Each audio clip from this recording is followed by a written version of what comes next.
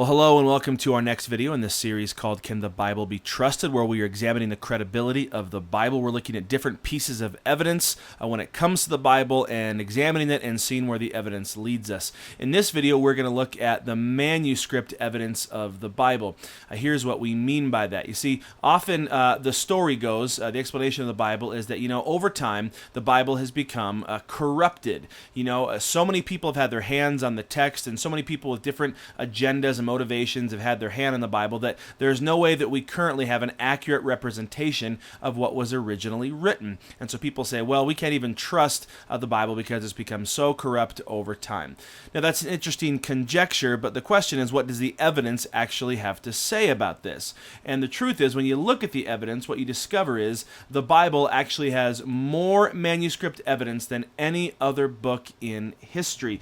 Here's what that means. While it's true that we don't have any of the original manuscripts of the Bible, or the documents that the authors actually wrote, what we do have is an overwhelming number of manuscripts that date very close to the originals. With just the New Testament manuscripts, we have over 5,600 partial and full manuscripts of the New Testament in the original Greek language in which it was written. And then when you add in Latin and other early language copies, you have over 25,000 early manuscripts of the New Testament. And many of these copies date back as far as 125 AD, which means that the gap between when the originals were written and the copies we have discovered is only between 50 and 100 years. And so the facts actually say that what we have is a very close and very accurate record of what was originally written by the biblical authors. And here's what's most amazing about this. Across these more than 25,000 ancient manuscripts, what you discover is there is not wide variation. There's not all these changes that have been discovered, but in fact there is a 99.5%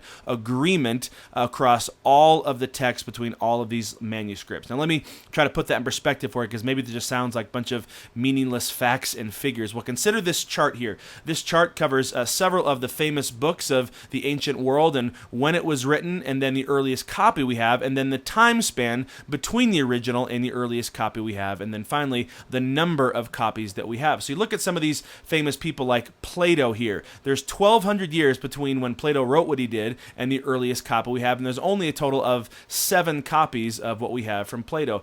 Think about Caesar. There's 1,000 years between when it was written and the earliest copy we have, and there's only a total of about 10 copies.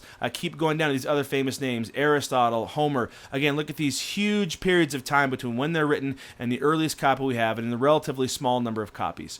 But then when you look down to the New Testament, you will notice that there is less than 100 years between when the New Testament was actually written and the earliest copy we have. And then look at this number here of just the Greek manuscripts that we have compared to all these other numbers above it, 5,600 like I said, and again there is a 99.5% agreement across all of these manuscripts. And so the Bible has incredible evidence that points to the fact that it really is an accurate representation that we hold in our hands today of what was originally written. So here's some questions to think about. Why is this a big deal? What does the consistent, accurate preservation of the biblical text teach us about the divine nature of the Bible, its inspiration? And then think about other religious writings upon which people base their spiritual understanding. Have they changed? Have they been corrupted? And if so, what does that say about those books?